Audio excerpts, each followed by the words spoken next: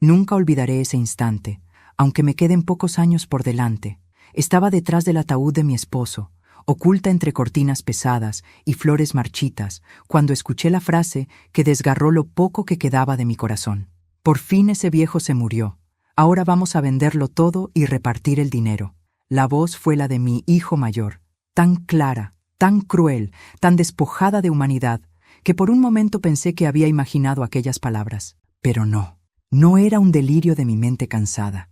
El tono burlón, la risa contenida, la réplica inmediata de su hermano confirmando la complicidad. Estaban hablando de su padre muerto, como si fuera un simple obstáculo que, al fin, había sido removido de su camino hacia la riqueza. El silencio en la sala, interrumpido solo por los murmullos de pésame de los invitados, hacía más insoportable ese eco venenoso. Yo, con el velo negro cubriéndome el rostro, contuve la respiración. El sudor frío me recorrió la espalda mientras apretaba los puños. Recordé las noches sin dormir, los años de sacrificio, las comidas que me quité de la boca para dárselas a ellos, las veces que me arrodillé ante Dios pidiendo que me salieran buenos hombres. Y ahí estaban, buitres sin alma, disputándose la carroña de lo que quedaba de una vida construida a base de sudor, lágrimas y engaños. No sé de dónde saqué la fuerza, pero no temblé. Cuando escuché cómo uno de ellos decía que la casa, los negocios y hasta mis joyas deberían repartirse lo más rápido posible, entendí que no solo habían enterrado a su padre esa mañana, también me habían enterrado a mí, en vida, con su desprecio y su ambición. Respiré hondo, me incorporé lentamente, y antes de que pudieran sospecharlo, ya estaba frente a ellos, acompañada de mi abogado. Lo que hice en ese momento dejó a todos en silencio. Pero antes de continuar, quería saber si ya te suscribiste al canal y también te gustó el video. Esto me ayuda a ver que me apoyas y te gustan mis historias. Ahora continuemos. Ellos me miraron como si hubieran visto un fantasma. Supongo que lo era. La madre que ellos habían olvidado, la mujer que siempre habían subestimado, estaba allí de pie, con los ojos enrojecidos, pero con una calma que escondía la tormenta que estaba a punto de desatarse. Mi abogado, un hombre alto y severo, abrió una carpeta de cuero negro y comenzó a leer unas cláusulas. Nadie entendía aún lo que ocurría, pero el aire se espesó de tal forma que hasta los rezos de los presentes se interrumpieron. Vi cómo el rostro de mi hijo menor se desencajaba. Él, el más insolente, el que siempre me decía que estaba atrasada en todo, trató de fingir una sonrisa, pero el nerviosismo lo delató. Mi hijo mayor, en cambio, intentó mantener la compostura. Siempre había sido más frío, más calculador, como su padre. Sin embargo, la vena que se marcaba en su frente revelaba que no estaba preparado para lo que vendría. Mientras el abogado hablaba, yo recordaba. Porque esa es la maldición de la vejez. La memoria se convierte en un látigo. Recordaba los primeros años de matrimonio, cuando creía en las promesas de un amor eterno.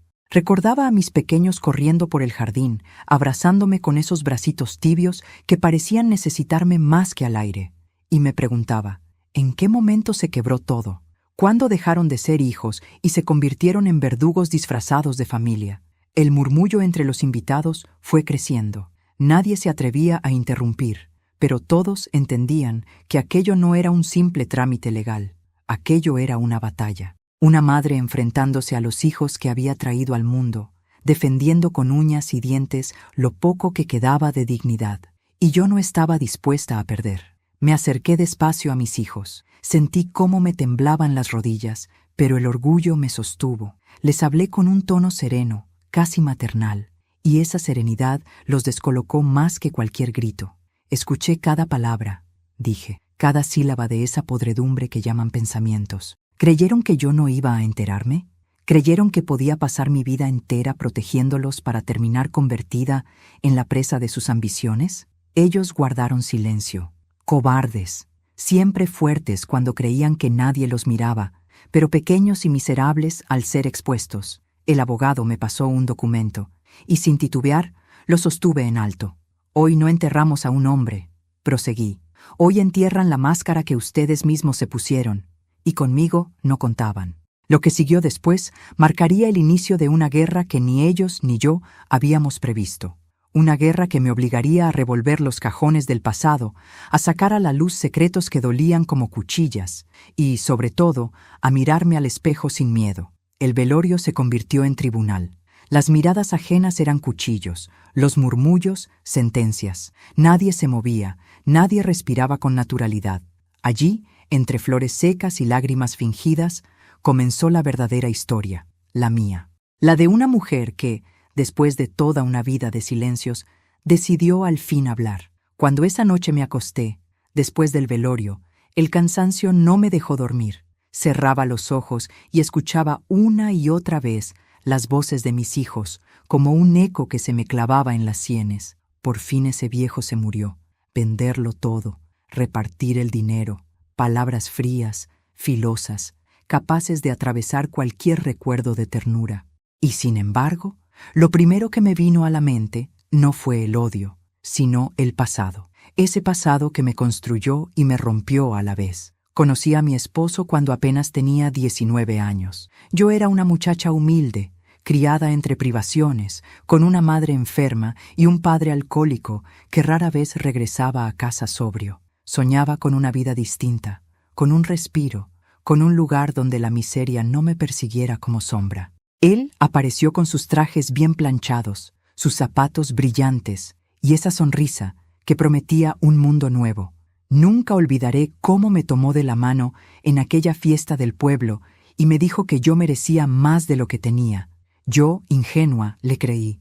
Al principio todo fue como un cuento. Me llevó a la ciudad, me presentó en salones donde jamás habría imaginado entrar. Me llenó de promesas. No tardé en convertirme en su esposa. Los primeros años fueron de lucha compartida. Él levantaba sus negocios con esfuerzo. Yo atendía la casa con una entrega ciega. Cuando nacieron mis hijos, pensé que Dios me había bendecido doblemente. Un marido próspero y 2 pequeños a quienes proteger. Los recuerdo gateando en el suelo de mármol, riendo con esa inocencia que parece eterna. Pero nada lo es. El tiempo empezó a mostrar las grietas que yo me empeñaba en no ver. Mi esposo, cada vez más ocupado, empezó a llegar tarde. Decía que los negocios no daban tregua. Yo me quedaba sola, arrullando a los niños, preguntándome por qué el éxito se parecía tanto a la soledad. No quería admitirlo, pero ya lo sabía. Los negocios no eran la única causa de su ausencia. Había otras mujeres, otros brazos, otros labios, donde dejaba el calor que nunca más me entregaba a mí. Y aún así, me callé. Pensaba que debía soportar, que mis hijos merecían un hogar completo, aunque estuviera construido sobre silencios. Criarlos no fue fácil. Eran inteligentes, inquietos, exigentes. Yo los amaba con un fervor que me quemaba por dentro, pero a veces sentía que no era suficiente. El mayor, desde pequeño, mostraba una ambición que me asustaba. Le gustaba contar monedas, preguntar por las propiedades de su padre, presumir ante otros niños lo que algún día sería suyo. El menor, en cambio, tenía un carácter rebelde, desafiante. Quería todo sin esfuerzo. Exigía sin agradecer, y a menudo me contestaba con un veneno que me hería más de lo que admitía. Recuerdo una tarde en la que llegué tarde a recogerlos de la escuela porque me había demorado en el hospital cuidando a mi madre. El menor me recibió con un grito. «¡Eres una inútil! Si papá estuviera aquí, no nos dejaría esperando como mendigos». Tenía apenas 12 años, y yo, con el corazón roto, me limité a sonreírle, a acariciarle el cabello y decirle que todo estaba bien. No quería que vieran mis lágrimas. No quería que supieran cuánto dolía. Los años siguieron su curso. Yo invertí todo en ellos. Mi tiempo, mi salud, mi juventud. Dejé pasar oportunidades, callé ofensas, cerré los ojos a las traiciones de mi esposo y a las insolencias de mis hijos. Siempre creí que llegaría el día en que comprenderían, que valorarían lo que había hecho por ellos. Pero lo único que floreció en sus corazones fue la codicia. Quizá fue culpa nuestra, de su padre y mía, haberles dado demasiado. Nunca supieron lo que era ganarse algo con el sudor de la frente. Todo lo tuvieron al alcance de la mano, y eso los convirtió en lobos con traje de cordero. Y ahora, mientras recordaba cada instante, comprendía que nada de lo sucedido en el velorio había sido un accidente. Era la consecuencia natural de lo que se había sembrado en esta familia. Mi esposo, con sus negocios y su carácter frío, les enseñó que lo único valioso era el dinero. Yo, con mi silencio y mi aguante, les enseñé que podían pisotearme sin consecuencias. El resultado estaba frente a mí. 2 hombres adultos, egoístas, sin empatía, dispuestos a despedazar hasta el cadáver de su propio padre con tal de quedarse con más. Esa noche, en mi cama vacía, lo vi con claridad. No podía seguir siendo la madre sumisa, la esposa traicionada, la mujer invisible. Si quería recuperar un poco de justicia, debía levantarme contra ellos, aunque me costara lo que me quedaba de vida. No lo hacía por dinero. A mi edad, nada material me importaba realmente. Lo hacía por mí, por la mujer que había sido silenciada durante décadas, por la joven de 19 años que alguna vez soñó con amor y terminó atrapada en una jaula de oro. El pasado me había marcado, sí, pero también me había dado las armas. Ahora entendía que mi dolor era mi fuerza, y que lo que vendría no sería una simple defensa, sería un ajuste de cuentas. Dicen que con los años uno aprende a distinguir entre la verdad y la mentira, entre la apariencia y la esencia. Yo lo aprendí demasiado tarde, cuando mi vida ya estaba marcada por las huellas de un matrimonio que nunca fue lo que parecía. Desde fuera, todos nos envidiaban. Éramos la familia perfecta. Una casa grande, negocios en expansión, viajes en verano, fiestas de fin de año donde sonreíamos frente a todos como si el mundo nos perteneciera. Pero detrás de esas puertas cerradas se escondía una verdad mucho más amarga. Mi esposo era un hombre calculador, frío, siempre pendiente de las cifras y nunca de los abrazos. Su amor se medía en propiedades, en cuentas bancarias, en trajes a la medida. Yo era un adorno más en su vitrina de éxitos, la esposa obediente, la madre dedicada, la sombra que nunca lo cuestionaba en público. Al principio pensé que esa era mi misión, mi papel en la vida, pero los años pasaron y me di cuenta de que en realidad yo era la prisionera de un contrato disfrazado de matrimonio. No me atreví a rebelarme. ¿Cómo hacerlo? Tenía 2 hijos pequeños que dependían de mí, y la amenaza constante de que si lo enfrentaba podría dejarme sin nada. Él lo sabía y lo usaba a su favor. Cuando alguna vez intenté reclamarle por sus ausencias o sus infidelidades, me miró con ese desprecio que solo los poderosos saben sostener. «No seas ridícula», me dijo una vez. «¿Qué mujer no quisiera estar en tu lugar? Mira lo que tienes, todo lo que disfrutas gracias a mí». Yo callé, como tantas veces, tragándome el dolor para no desatar su furia. Mis hijos crecieron bajo esa sombra. Vieron a su padre imponer su voluntad sin pedir permiso. Lo vieron levantar la voz y salir siempre con la suya. Aprendieron que el dinero era la verdadera medida del éxito y que la sensibilidad era un defecto vergonzoso. Yo trataba de contrarrestar ese ejemplo con caricias, con palabras tiernas, con sacrificios invisibles. Pero los niños no escuchan lo que uno dice, imitan lo que ven. Y lo que veían era a una madre sometida y a un padre triunfante. El resultado estaba escrito desde entonces. 2 hombres que heredaron la ambición del padre y el desprecio por la debilidad que encarnaba yo. Hubo un momento que nunca olvidé. Una noche de invierno, después de una de esas cenas sociales en las que fingíamos ser felices, encontré a mi esposo en el estudio, sentado con una copa de whisky y mirando unos papeles. Me acerqué despacio, con la esperanza ingenua de que compartiera conmigo algo de su mundo. Pero cuando me vio, cerró de golpe la carpeta y me dijo que no me metiera donde no debía. Lo miré a los ojos y vi algo que hasta ese momento había preferido ignorar. Miedo. Mi esposo, el hombre que parecía invencible, tenía miedo de que alguien descubriera lo que escondía en sus negocios. Ese fue el instante en que supe que la máscara de perfección estaba a punto de resquebrajarse. Con el tiempo, comencé a sospechar que sus ganancias no eran tan limpias como todos creían. Escuchaba rumores, comentarios velados y hasta llegaban cartas extrañas que él destruía sin leer. Nunca tuve pruebas concretas, pero la certeza crecía en mí como una espina. Lo que sí sabía con claridad era que ya no me amaba, si es que alguna vez lo hizo. Yo era la compañera funcional que le servía para dar una imagen respetable, nada más. Mis hijos también se dieron cuenta. Aunque eran jóvenes, percibían las tensiones, las discusiones a media voz, las miradas frías en la mesa. Y en lugar de sentir compasión por mí, tomaron partido por él. Lo admiraban, lo veneraban, lo imitaban. «Papá siempre tiene razón», solían repetir, como si fuera una verdad absoluta. Yo quedaba relegada al papel de sirvienta sentimental, la que resolvía las pequeñas cosas, la que estaba allí para dar calor cuando ellos necesitaban algo, pero nunca para ser escuchada de verdad. Con los años, la distancia entre nosotros se hizo abismo.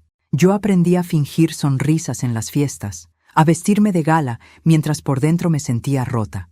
Mis hijos aprendieron a mostrar una cara amable en público y a revelar su verdadero rostro en privado, un rostro marcado por la soberbia y la indiferencia. Cada vez que me pedían dinero, lo hacían con tono de exigencia, no de gratitud. Cada vez que los corregía, respondían con sarcasmos que me dejaban sin palabras. Recuerdo que un día, el menor llegó borracho a casa siendo aún adolescente. Le reproché su conducta y traté de hablarle con firmeza. Su respuesta fue una bofetada verbal que todavía siento arder en mi memoria. ¿Y tú qué sabes de la vida? Si vives arrastrándote detrás de papá como una esclava. No supe qué contestar. Esa noche me encerré en mi cuarto y lloré hasta que amaneció. Lo más doloroso fue darme cuenta de que, en algún punto, yo también me puse una máscara. Fingí no sufrir, fingí no ver, fingí ser fuerte cuando estaba hecha pedazos. Y esa máscara se pegó tanto a mi piel que mis propios hijos dejaron de percibirme como una persona real. Para ellos, yo era solo un papel secundario en la gran obra que protagonizaban junto a su padre. Sin embargo, mientras más crecía su desprecio, más crecía también en mí una semilla de resistencia. No podía decirlo en voz alta, no podía mostrarlo todavía, pero dentro de mí comenzaba a gestarse una decisión. No iba a morir siendo la sombra que ellos creían. Si la vida me había puesto en el papel de víctima, yo encontraría la forma de reescribir mi destino. El día del velorio fue, en realidad, el desenlace de todo ese proceso. Cuando escuché a mis hijos hablar de su padre como un estorbo muerto y de sus bienes como botín de guerra, no sentí sorpresa, sentí confirmación. Ellos habían aprendido demasiado bien las lecciones de su padre. Lo que no sabían era que yo también había aprendido algo en silencio, a esperar, a observar, a planear. Mi matrimonio estuvo lleno de máscaras, la de mi esposo como hombre ejemplar, la de mis hijos como herederos perfectos, la mía como esposa obediente. Pero ahora todas se habían caído. Quedaba solo la verdad desnuda, cruda, insoportable. Y en esa verdad, yo ya no era la mujer débil que ellos recordaban. Era la dueña de un secreto que pronto cambiaría todo. Ese secreto estaba escrito en documentos que mi abogado guardaba celosamente. Documentos que mi esposo nunca imaginó que yo podría conocer. Él había construido su imperio con trampas, con sombras, con alianzas que tarde o temprano se volverían contra él. Yo había permanecido callada durante años, pero no por ignorancia. Lo hice porque sabía que un día llegaría el momento exacto para usar todo aquello en mi favor. Ese momento había llegado. El aire en la sala del velorio estaba cargado de perfume rancio y murmullos incómodos. Nadie sabía bien qué hacer mientras yo permanecía de pie junto a mi abogado, con ese sobre de color marfil en mis manos. El murmullo de los invitados se detuvo en seco cuando vieron que lo abría. Era como si todos hubieran presentido que aquello no sería una lectura cualquiera, sino un golpe certero en el corazón de mis hijos. Los miré fijamente. El mayor, con la mandíbula apretada, disimulaba mal el fastidio. El menor, nervioso, movía los dedos como si quisiera rascarse el alma. Ellos creían que ya todo estaba decidido, que la herencia sería para ellos como una recompensa inevitable, un botín por el simple hecho de llevar el apellido de su padre. Pero no sabían nada de lo que estaba por suceder. El abogado carraspeó, abrió su carpeta y comenzó a leer con voz grave. Yo, Eduardo Márquez, en pleno uso de mis facultades, declaro que mis bienes, propiedades, cuentas y empresas quedarán sujetos a la administración y custodia de mi esposa, Isabel, hasta el fin de sus días. Mis hijos solo podrán disponer de lo que ella considere prudente y justo. Asimismo, cualquier intento de disputa legal invalidará su derecho inmediato a herencia. Un silencio espeso cubrió la sala. Los presentes se miraron entre sí, incrédulos. Las respiraciones se volvieron pesadas. Mis hijos se quedaron petrificados. El mayor fue el primero en reaccionar. ¿Qué demonios significa esto?, espetó con voz temblorosa, pero cargada de ira. Yo no respondí. Lo dejé hervir en su propio veneno, saboreando cada segundo de su impotencia. El abogado prosiguió leyendo, implacable, como si las palabras fueran cuchillas afiladas. Y en caso de fallecimiento de mi esposa, el remanente será entregado no directamente a mis hijos, sino a un fideicomiso que garantice que ninguno de ellos pueda disponer del capital sin demostrar responsabilidad y solvencia moral. Será la voluntad de mi esposa la que determine si mis hijos son dignos de acceder a la herencia. La sala estalló en susurros. Vi ojos brillantes de curiosidad, algunos de compasión hacia mí, otros de escándalo. Los míos, mis propios hijos, no podían creerlo. El menor se levantó de golpe. La silla cayó hacia atrás. «¡Esto es mentira!», gritó con el rostro rojo de rabia. «Tú lo manipulaste. Seguro que lo obligaste a firmar algo». Me mantuve en silencio unos segundos, disfrutando la ironía. Durante años fui la sombra de esa familia, la que nadie escuchaba. Y ahora, mis palabras eran un martillo que caía sobre ellos. «No lo obligué a nada», respondí con calma. «Él mismo decidió que ustedes no eran dignos de manejar lo que construyó. Y yo estuve de acuerdo. La verdad es que no todo lo había decidido él. Había cláusulas que se escribieron con mi mano, acuerdos que se firmaron en despachos secretos, papeles que llevaban mi huella invisible, pero ellos nunca lo sabrían del todo. Que vivieran con la duda era parte de mi venganza». El mayor se levantó, se acercó a mí con paso firme, los ojos encendidos de odio. «Nos vas a arrepentir de esto, madre», me susurró, con un tono que pretendía intimidar. Lo miré sin miedo. ¿Qué podían hacerme ya? Había sobrevivido a su desprecio, al silencio de su padre, a la soledad de un matrimonio muerto. Nada de lo que hicieran ahora podía ser peor. «El que se va a arrepentir eres tú, hijo», dije, «por pensar que podías tratarme como una sirvienta toda la vida». Los invitados contenían la respiración.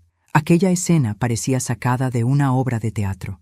Algunos murmuraban oraciones, otros desviaban la mirada. Yo sabía que muchos de ellos también habían sospechado siempre del verdadero carácter de mis hijos, pero nunca se atrevieron a decirlo. Ahora, las máscaras se habían caído. El abogado cerró la carpeta con un golpe seco y anunció: «El testamento es válido y ha sido certificado por notarios. Cualquier intento de impugnación será inútil». El menor lanzó un puñetazo contra la mesa, derramando el café de los invitados. La indignación le devoraba los gestos, pero detrás de ella se escondía algo más: miedo. Lo reconocí enseguida. Era el mismo miedo que había visto en su padre años atrás, cuando ocultaba sus tratos oscuros, y supe que ese miedo era mi victoria. Me volví hacia los asistentes, que aún no entendían del todo lo que ocurría. Les hablé con la voz clara, sin lágrimas, con la dignidad que había recuperado al fin. «Durante muchos años guardé silencio», dije. «Me humillaron, me ignoraron, me trataron como un mueble más en esta casa. Pero hoy quiero que todos sepan que no soy invisible. Soy la mujer que estuvo detrás de cada sacrificio, de cada ladrillo de esta familia. Y no voy a permitir que mis hijos destruyan lo que con tanto dolor construí». Un murmullo de aprobación recorrió la sala. Algunos asintieron, otros me miraron con respeto. Mis hijos, en cambio, quedaron en ridículo, expuestos ante todos como lo que realmente eran: dos hombres sin alma, devorados por la avaricia. La rabia en sus ojos era la prueba de que mi golpe había sido certero, pero aquello era solo el inicio.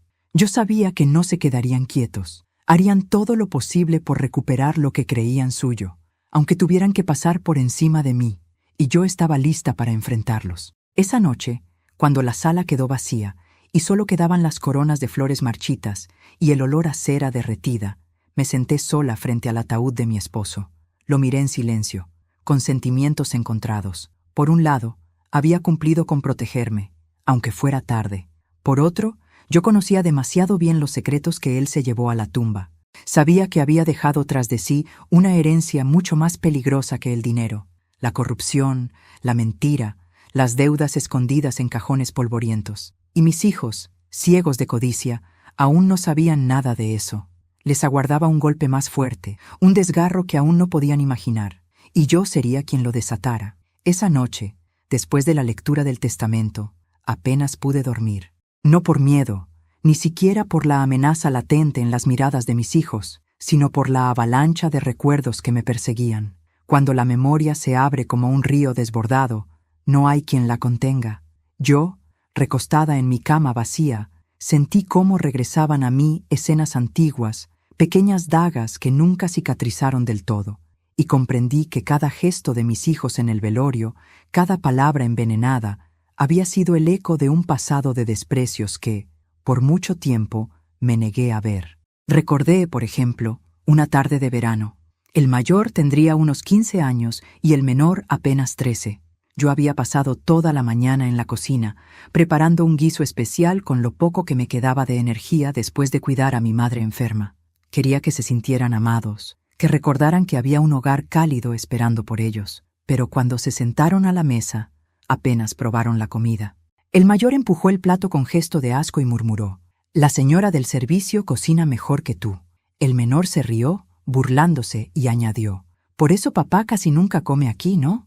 Sentí que algo se rompía dentro de mí. Me esforcé por sonreír. Fingí que no me dolía. Pero aquella herida quedó abierta y nunca cerró.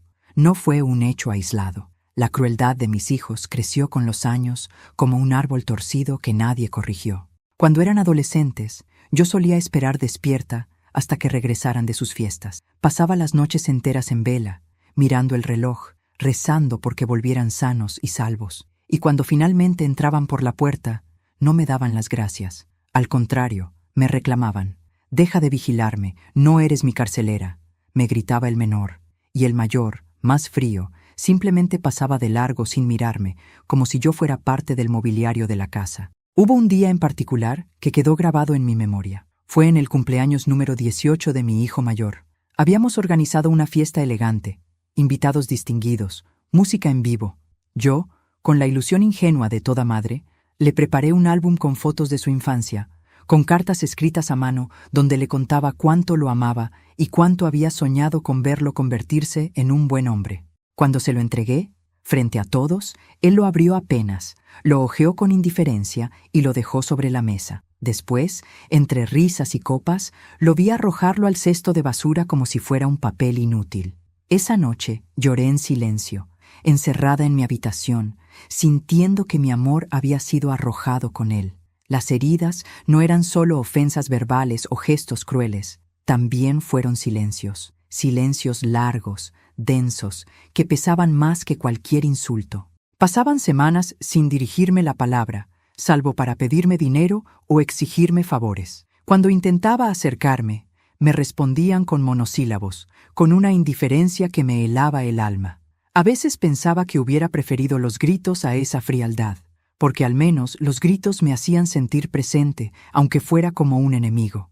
La indiferencia, en cambio, me borraba. Lo más doloroso de todo era que, a pesar de sus ofensas, yo los seguía amando. Ese era mi mayor tormento. Una madre puede soportar lo insoportable, pero nunca deja de amar. Yo me engañaba, diciéndome que eran jóvenes, que cambiarían, que algún día comprenderían todo lo que había hecho por ellos. Pero los años pasaron y, en lugar de mejorar, se volvieron más duros, más crueles, más parecidos a su padre. Hubo una ocasión en que, desesperada, busqué el consejo de un sacerdote. Le conté entre lágrimas cómo mis hijos me trataban, cómo me sentía invisible en mi propia casa. Él me escuchó con paciencia y luego me dijo: «Hija, el amor de una madre es eterno, pero no por eso debes ser esclavo. Hay heridas que solo Dios puede sanar, pero hay límites que tú misma debes poner». Sus palabras me acompañaron por años, como un eco que me negaba a obedecer. Yo no puse límites. Me dejé arrastrar por la esperanza de que cambiarían, y cada día me hundí más en la resignación. Cuando llegó la enfermedad de mi esposo, pensé que tal vez sería el momento de unirnos como familia. Imaginé a mis hijos más compasivos, más humanos, pero ocurrió lo contrario. Mientras yo pasaba noches en vela a su lado, cuidándolo, ellos se turnaban para aparecer de vez en cuando, no por cariño, sino para preguntar por los negocios. ¿Qué pasará con la empresa si él muere? ¿Ya hablaste con el contador? ¿Cómo están las cuentas? Nunca preguntaron cómo me sentía yo, ni siquiera cómo se sentía su padre en los últimos momentos de vida. Solo les importaba lo que quedaría después. Esa fue la puñalada final. Descubrir que para ellos no éramos personas, sino bolsillos. No éramos familia, sino escalones hacia una riqueza segura. Y esa certeza me acompañó hasta el velorio, cuando escuché sus voces repitiendo lo mismo con la frialdad de buitres. Esa noche, en la soledad de mi habitación, comprendí que las heridas que me habían dejado ya no podían cerrarse, que toda la vida de desprecios, burlas y silencios había forjado en mí algo más fuerte que el dolor, la decisión de no dejarme derrotar. Si ellos pensaban que podían despojarme de mi dignidad, estaban equivocados. Yo había soportado demasiadas humillaciones, había guardado demasiadas lágrimas en silencio. Ahora era el momento de convertir esas heridas en armas. Las cicatrices no me debilitaban, me recordaban que seguía viva. Y, por primera vez en mucho tiempo, comprendí que lo que sentía ya no era solo tristeza, era furia, una furia tranquila, silenciosa, que se escondía detrás de mis gestos serenos, pero que ardía como fuego en mis entrañas. Esa furia sería la que me daría fuerzas para lo que vendría, porque la guerra no había hecho más que empezar. Mientras todos creían que mi acto en el velorio había sido una reacción espontánea, en realidad lo que vieron fue la culminación de meses, incluso años, de trabajo silencioso. No soy una mujer impulsiva, soy una mujer a la que la vida le enseñó a esperar el momento exacto.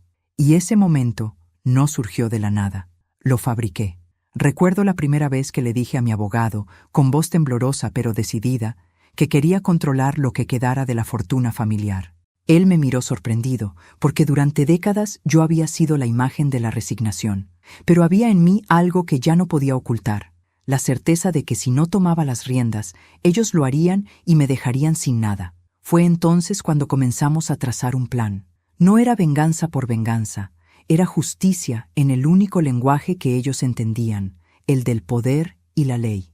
El plan incluyó muchas piezas pequeñas que, sumadas, formarían una red impenetrable. Primero, la reestructuración de los bienes. Con discreción, transferimos algunas propiedades a mi nombre y a la de empresas fiduciarias que creé con ayuda de un contador de confianza. No lo hice por capricho, lo hice para proteger lo que quedaba de honestidad en ese patrimonio. Porque en los cajones de aquella casa no solo había títulos limpios, había deudas, contratos con cláusulas oscuras y obligaciones que el orgullo de mi esposo creyó poder ocultar. Yo descubrí muchas de esas sombras leyendo entre papeles, pidiendo copia de estados de cuenta, conversando con el personal de confianza que aún tenía lealtad hacia mí. Luego vinieron las cláusulas del testamento, que no fueron obra de un día. Las redactamos con cuidado, condiciones sobre el acceso a capital, requisitos de conducta para quienes optaran a beneficios, fideicomisos con periodos de evaluación y sanciones para intentos de impugnación. Cada palabra fue medida para que, en caso de litigio, ellos no tuvieran pie firme. ¿Por qué tan severo? Porque había aprendido que la codicia desbocada no conoce límites y que era preferible que se vieran obligados a demostrar responsabilidad antes que permitirles saquearlo todo impunemente. Pero lo más crucial fue lo que no se ve, la recopilación de pruebas. Compré silenciosamente copias de contratos, seguí movimientos bancarios sospechosos, hablé con antiguos socios y hasta conseguí testimonios que, aun si no los hacía públicos de inmediato, me daban una ventaja estratégica. No para chantajearlos sin más, para protegerme ante las mentiras que seguramente prepararían. Sabía que mi hijo mayor no dudaría en contratar abogados agresivos para intentar socavar todo, y que el menor buscaría reacciones públicas que lo favorecieran en la opinión. Por eso cada eventualidad tenía su contrapeso. También me aseguré de salvaguardar mi propia independencia económica. Abrí cuentas en nombres que no asociaban conmigo.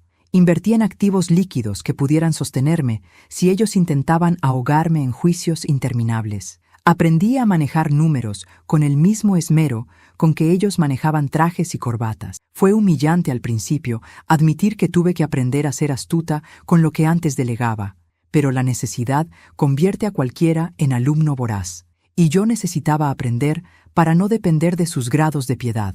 Hubo, por supuesto, riesgos. Hacer movimientos financieros sin que el patriarca lo notara exigió tacto. A veces me sentí como una ladrona dentro de mi propio hogar, pero era la ladrona de una injusticia mayor.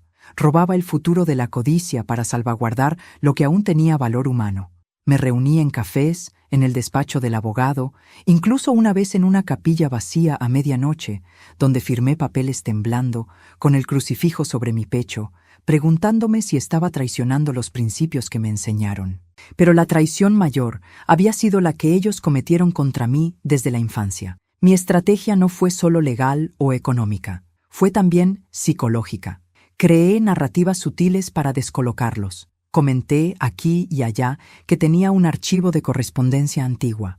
Insinué que conocía movimientos que preferiría no hacer públicos. No lancé acusaciones, sembré dudas. Los hombres ambiciosos se devoran sus propios nervios cuando sienten que algo que creían seguro puede resbalarles entre las manos. Y así fue. Vi al mayor mirar documentos que jamás me había oído discutir. Escuché al menor balancear sus pasos cuando supo que habría condiciones para tocar la herencia. No todo lo planeé sola. Hubo aliados inesperados. La vieja ama de llaves, leal desde antes de que llegáramos a esa casa grande. El contable que, cansado de las sombras, decidió contarme verdades que dejó de decirle al patriarca. Y un notario, viejo amigo de la familia, que aceptó validar el testamento con la solemnidad necesaria. No me apoyaron por caridad. Lo hicieron porque vieron en mí algo distinto, una decisión que emanaba de dignidad más que de rencor. Y ante la evidencia, algunos dejaron a un lado su silencio cómplice. Aún así, sabía que la venganza no sería suficiente. Necesitaba disciplina. Por eso mantuve la compostura en público. Sonreí en cenas, fingí fragilidad cuando me convenía, acepté invitaciones que me acercaban a ellos sin aparentar amenaza. La paciencia fue mi arma preferida. Esperé que ellos mostraran su verdadero rostro sin empujarlos, porque el propio carácter revelaría sus peores impulsos. Cuando lo hizo, el escenario estaba listo. Lo que la gente no suele entender es que la justicia administrativa, la que se ejecuta con papeles y no con pistolas, es una forma de impotencia convertida en orden. No buscaba humillación pública, buscaba impedir que destruyeran todo lo que, con dolor, habíamos levantado. Para algunos eso es mezquino, para mí era prevención. Y si en el camino alguien resultaba herido por la verdad, que así fuera. Prefería 1000 heridas sinceras a una felicidad comprada con mi desaparición como persona. Cuando finalmente di el paso en el velorio, lo hice con la serenidad de quien sabe que cada movimiento tiene su razón. Vi en sus ojos la sorpresa, la rabia, la incredulidad, y en mi pecho, la calma. No me regodeé en el dolor ajeno.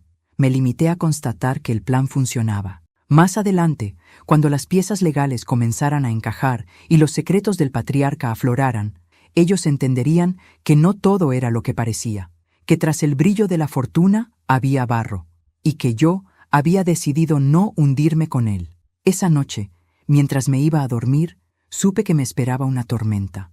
Había activado mecanismos que ahora podrían volverse contra mí. Había elegido la trinchera y con ella la soledad que trae la responsabilidad. Pero no había regreso. La mujer que había sido pisoteada décadas atrás había despertado, y su plan, cocido con paciencia, ya se movía en la oscuridad como una marea que todo lo arrastra. La venganza no era mi fin último, era el medio con que reclamaba mi nombre. Y mientras ellos planeaban cómo recuperar lo que creían suyo, yo ya había trazado la siguiente jugada. Porque en esa partida, la que había sabido esperar sabía también cómo golpear. La calma que preludia la tormenta tiene un olor peculiar.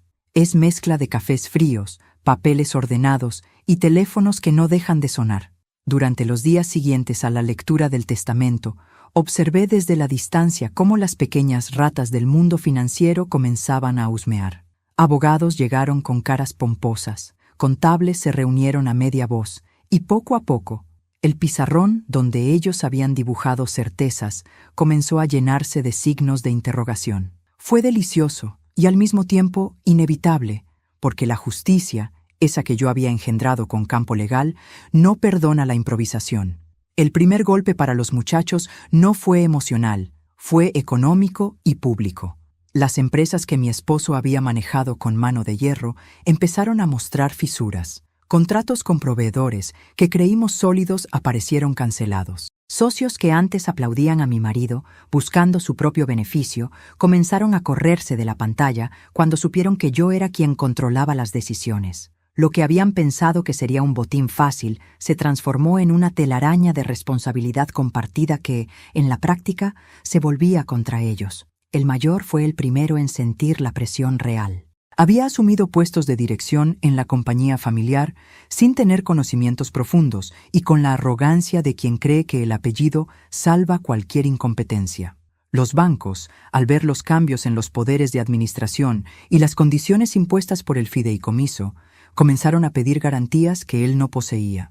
Una llamada que escuché por casualidad, porque la casa ya no era un lugar seguro para sus secretos, lo dejó blando. «Señor Márquez, sin aval no podemos liberar las líneas de crédito».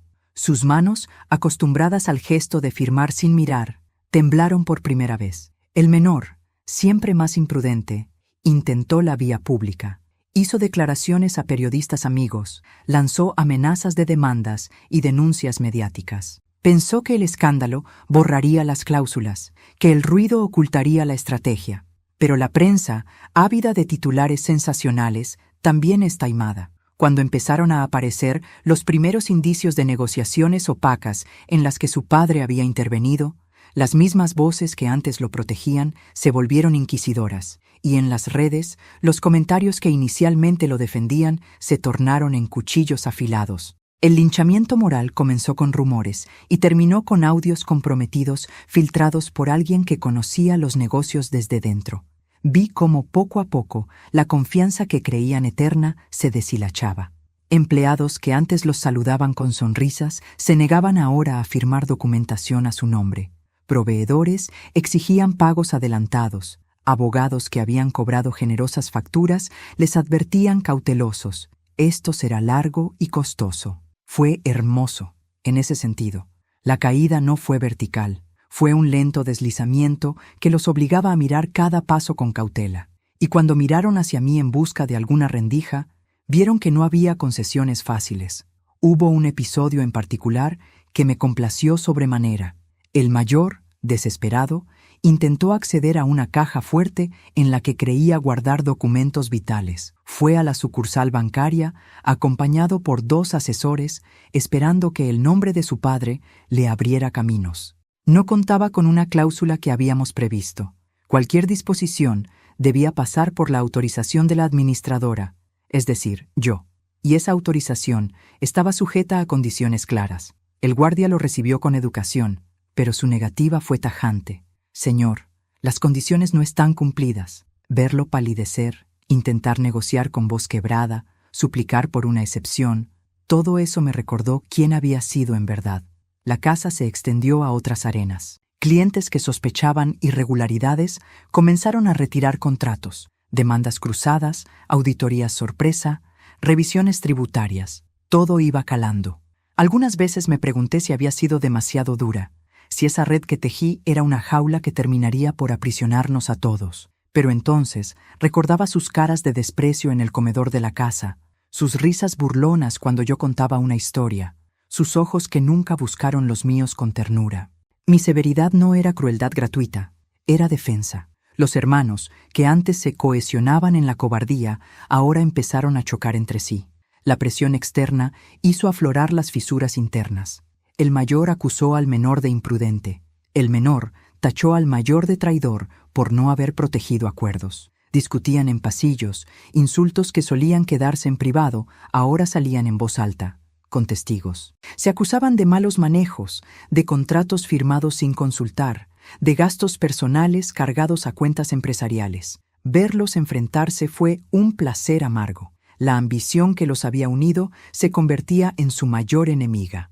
La noche en que uno de los proveedores más importantes anunció que rompía relaciones por falta de transparencia, fue la noche en que comprendí que el plan funcionaba. Ellos llegaron a casa con la mirada perdida.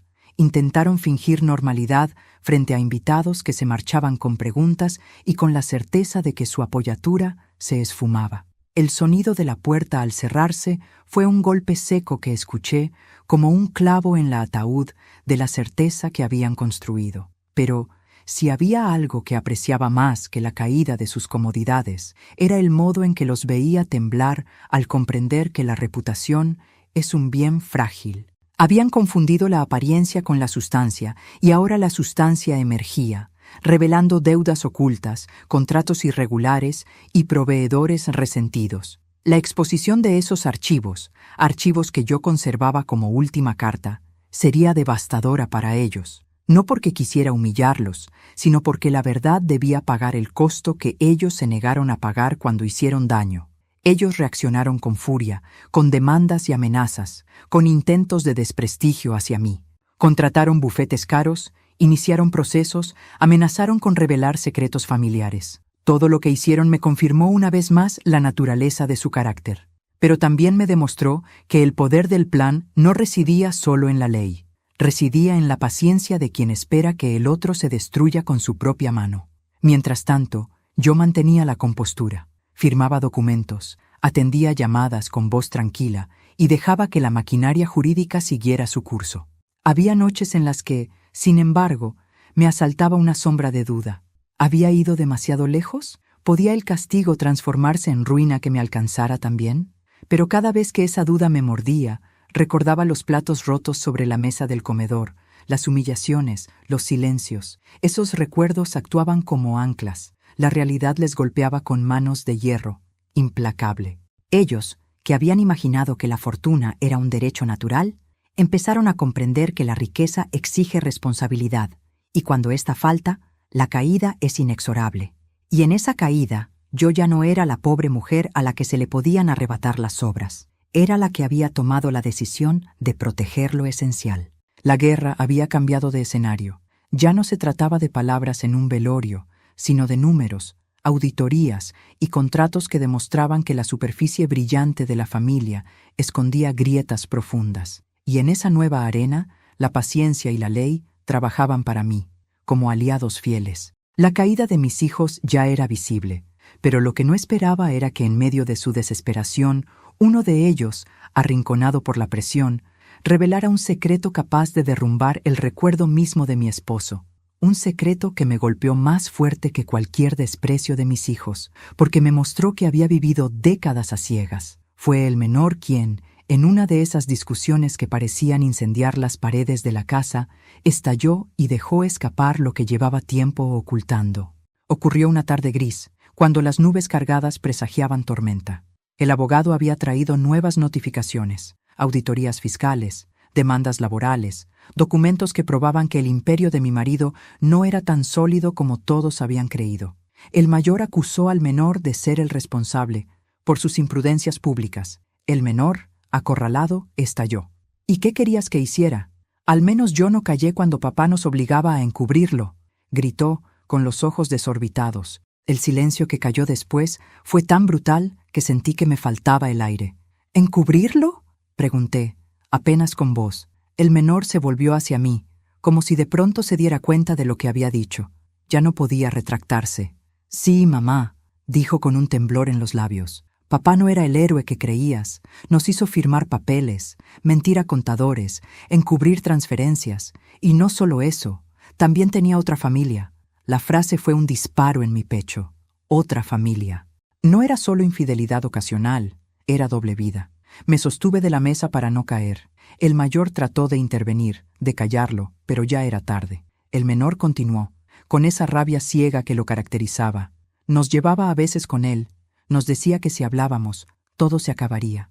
Tenía una mujer en otra ciudad, hijos, nuestros medio hermanos, mamá. ¿De verdad nunca sospechaste nada? El mundo se me nubló. Sentí que el techo caía sobre mí. En mi mente, el rostro de mi esposo se desfiguró. Ya no era el hombre distante ni el patriarca frío. Era un impostor que me había condenado a la humillación durante años. Y mis propios hijos habían sido cómplices de ese secreto. El mayor, más calculador, intentó recomponerse. Basta, no ganamos nada removiendo el pasado, ya está muerto. Pero sus palabras fueron un látigo. ¿Cómo que basta?, repliqué con un fuego en la voz que nunca antes había tenido. ¿Cuántos años me mentiste, hijo? ¿Cuántas veces me miraste a los ojos, sabiendo que tu padre me estaba traicionando de la peor forma? El menor bajó la mirada. Por un instante vi en él al niño que había cuidado entre mis brazos, asustado, frágil. Pero esa compasión desapareció pronto. No podía permitirme derrumbarme otra vez. Me encerré en mi habitación esa noche y lloré como no lloraba desde hacía décadas. No por él, que ya estaba bajo tierra, sino por mí. Por la mujer ingenua que había soportado humillaciones creyendo que protegía a su familia, cuando en realidad era la última en una fila de engañados. El dolor era insoportable, pero al mismo tiempo se transformaba en fuerza. Ya no era solo contra mis hijos. Ahora mi venganza tenía otra dimensión. Con el amanecer, comprendí que no podía guardar silencio. Tenía que usar esa verdad como parte de mi arsenal. Porque la doble vida de mi esposo, sus hijos ocultos, sus negocios turbios, todo eso demostraba que no era un legado lo que intentaban reclamar, sino una farsa. Esa misma semana pedí a mi abogado que investigara, y lo que encontramos superó cualquier pesadilla. Cuentas bancarias en el extranjero, propiedades registradas a nombre de personas desconocidas, transferencias encubiertas y, lo más doloroso, certificados de nacimiento que probaban la existencia de otros descendientes de mi esposo. ¿Quién era yo entonces? ¿La esposa legítima? ¿O apenas una pieza más en su juego de poder? La revelación me dejó marcada, pero también me dio claridad. Si mis hijos pensaban que aún podían negociar conmigo, se equivocaban. Ya no había negociación posible. Si había que destruir la memoria de su padre para salvar mi dignidad, lo haría. Si había que exponerlos como cómplices de sus fraudes, lo haría. No me importaba si con eso también me hundía. Lo único que quería era que la verdad se supiera. En los días siguientes, mis hijos se enfrentaron entre sí más que nunca. El menor, liberado de su secreto, comenzó a reprochar al mayor por haber callado. El mayor, furioso, lo llamó traidor. Los insultos resonaban por la casa como ecos de una guerra civil, y yo, en silencio, observaba, no con placer, sino con la frialdad de quien sabe que el caos es el inicio de la justicia. Lo más irónico es que, en el fondo, me dolía. Una parte de mí seguía siendo madre, seguía deseando abrazarlos y decirles que todo estaría bien, pero ya no había lugar para ese tipo de consuelo. Ellos habían cruzado demasiadas líneas, yo también, y ahora no había vuelta atrás. Esa confesión inesperada no solo me abrió los ojos, me dio el arma que necesitaba para el golpe final, porque no se trata solo de bienes y cuentas, se trata de despojar a los culpables de las máscaras con las que se esconden, y estaba dispuesta a arrancárselas, aunque sangraran. La confesión del menor me dejó una herida que aún ardía, pero también me dio la certeza de que había llegado el momento de poner en marcha la última fase de mi plan. No podía permitir que todo terminara en discusiones a puertas cerradas, en reclamos sordos que se ahogaban dentro de la casa. Era hora de que la verdad saliera a la luz, de que los buitres quedaran expuestos frente a todos, no solo ante mí. Durante semanas me preparé en silencio. Mi abogado y yo revisamos cada documento, cada cláusula, cada prueba reunida a lo largo de los años. Ordenamos papeles con la precisión de un cirujano, conscientes de que una sola grieta podría arruinarlo todo.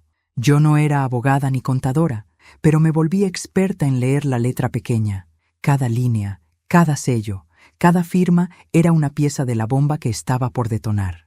El escenario lo elegí con cuidado. Una reunión formal en la misma casa que había sido el centro de tantas humillaciones. Invité a socios, notarios, familiares lejanos, empleados antiguos y algunos periodistas discretos. Mis hijos, creyendo que era una instancia de conciliación, aceptaron asistir.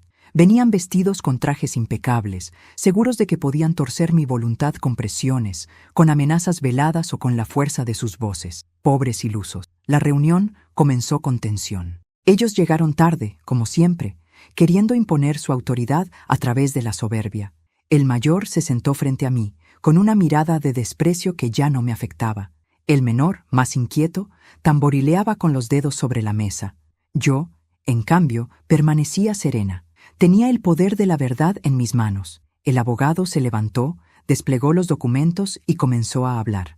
Explicó con detalle los fideicomisos, las cláusulas restrictivas, las condiciones ineludibles. Los invitados escuchaban con atención, algunos asintiendo con aprobación. Yo los observaba a ellos, a mis hijos, cuyas caras pasaban del fastidio a la incredulidad y finalmente al miedo, porque entendían que no había salida. Pero lo mejor estaba por llegar. Saqué de mi bolso una carpeta gruesa de color azul. La puse sobre la mesa con un golpe seco. El sonido resonó en el salón como un trueno. «Aquí», dije, con voz clara, «están las pruebas de lo que durante años intentaron ocultarme. Las cuentas secretas de su padre, las transferencias ilegales y los certificados de nacimiento de sus medio hermanos. Un murmullo sacudió la sala. Los periodistas se inclinaron hacia adelante. Los socios se miraron entre sí con sorpresa, y mis hijos palidecieron. «No puede ser», murmuró el menor, llevándose las manos al rostro. «Es imposible», dijo el mayor, aunque su voz carecía de firmeza. «Es la verdad», respondí con calma, «y ustedes lo sabían». Callaron, mintieron y se beneficiaron de esa farsa. Pero hoy esa mentira termina aquí. Los notarios revisaron rápidamente los documentos, los sellos oficiales, las firmas legales, las pruebas irrefutables. Cada hoja era un clavo más en el ataúd de sus ilusiones. Los invitados guardaban silencio absoluto, como si presenciaran una ejecución. El mayor, desesperado, se levantó de la mesa, golpeó con fuerza y gritó: «¡Esto es un circo! No puedes arruinarnos de esta manera, madre». Lo miré con la serenidad que da la victoria. Yo no los arruiné. Se arruinaron solos el día que eligieron la ambición por encima de la dignidad. El menor, con los ojos vidriosos, intentó acercarse a mí. «Mamá, por favor», susurró, como si la palabra pudiera borrar años de desprecio. Pero ya era tarde. No quedaban abrazos que ofrecer. No quedaban lágrimas que pudieran lavar tanta podredumbre. El abogado anunció la última disposición. La herencia quedaba congelada, los fideicomisos blindados y los beneficiarios directos excluidos hasta que demostraran, con años de conducta impecable, que podían merecerla. Mientras tanto, las investigaciones sobre las irregularidades pasarían a las autoridades competentes. Los rostros de mis hijos fueron un espejo del derrumbe: incredulidad, ira, súplica y, finalmente, silencio. Un silencio que dolía más que cualquier grito, porque era el reconocimiento de la derrota. Los invitados comenzaron a retirarse, unos murmurando con compasión hacia mí, otros con gestos de repulsión hacia ellos. Los periodistas anotaban frenéticamente, oliendo sangre en el aire. Mis hijos quedaron allí, como dos niños castigados, despojados de sus máscaras, enfrentados al mundo sin la protección de un apellido que ya no significaba nada. Yo me quedé de pie, erguida, observándolos, y por primera vez en décadas sentí que la balanza de mi vida se equilibraba. No había alegría en mí, no era felicidad lo que sentía, era algo más profundo, la justicia poética de verlos caer por las mismas armas con las que alguna vez me hirieron. Antes de salir de la sala, me detuve frente a ellos. «Recuerden esto», les dije con voz firme. «El dinero puede comprarse, robarse, heredarse, pero la dignidad no, y ustedes la perdieron hace mucho tiempo». Caminé hacia la puerta con paso lento, escuchando cómo el eco de mis palabras quedaba suspendido en el aire. Afuera, el viento soplaba con fuerza, como si la naturaleza misma celebrara la caída de los falsos ídolos. Esa noche dormí profundamente por primera vez en años. No porque todo hubiera terminado, sabía que aún quedaban batallas por librar, sino porque al fin había hecho justicia, no solo contra ellos, sino también contra la sombra de mi esposo, contra la mentira en la que me obligaron a vivir. La justicia poética había hablado, y su voz era la mía. Dicen que la venganza es un plato que se sirve frío, pero para mí no lo fue. Fue ardiente, hirviente, una hoguera que quemó todo lo que quedaba de mi pasado. Cuando me levanté aquella mañana, después de la reunión que lo cambió todo, me miré al espejo y apenas reconocí a la mujer que me devolvía la mirada. Ya no era la esposa sumisa, ni la madre mendiga de afecto, ni la sombra que recorría la casa en silencio. Era otra, firme, consciente, despiadada si era necesario. Era la mujer que había sobrevivido al engaño, a la humillación y al desprecio, y que ahora llevaba en sus manos el poder de decidir cómo terminar la historia. Mis hijos no me hablaron durante semanas. Sus abogados sí lo hicieron, llenando mi buzón de cartas, apelaciones y amenazas. Yo no respondí. Ya no había diálogo posible. Ellos no buscaban reconciliación, buscaban recuperar lo que creían suyo. Pero lo suyo nunca lo fue realmente. Fue el espejismo de un padre corrupto, el reflejo de un apellido vacío, y yo estaba dispuesta a destruir hasta la última piedra de ese espejismo, aunque eso significara que no quedara nada para nadie. Fue entonces cuando tomé la decisión más difícil de mi vida.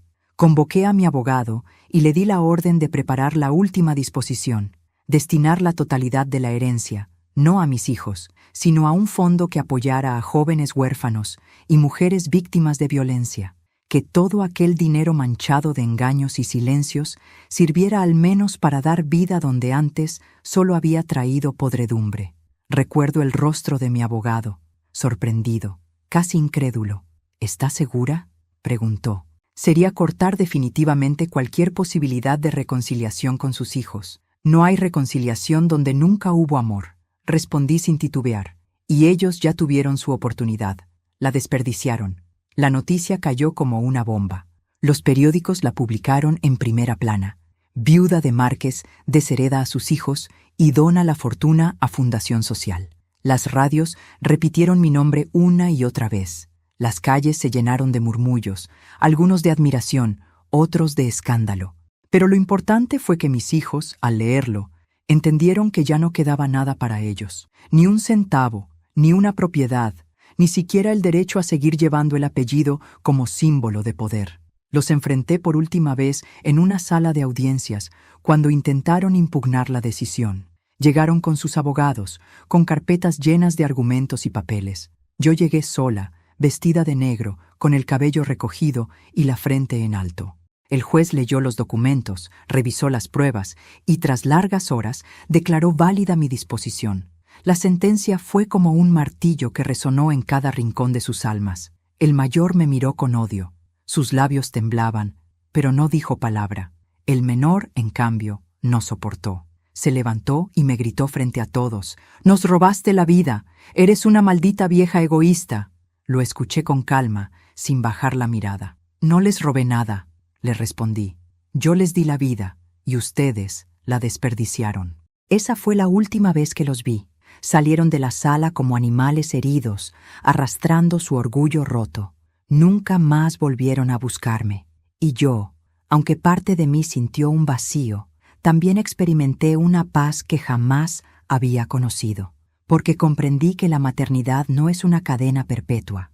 También es un derecho a liberarse cuando los hijos eligen convertirse en verdugos. Con el tiempo, la fundación que creé comenzó a dar frutos. Jóvenes que no tenían nada encontraron becas, hogares, oportunidades. Mujeres golpeadas y olvidadas hallaron refugio y apoyo.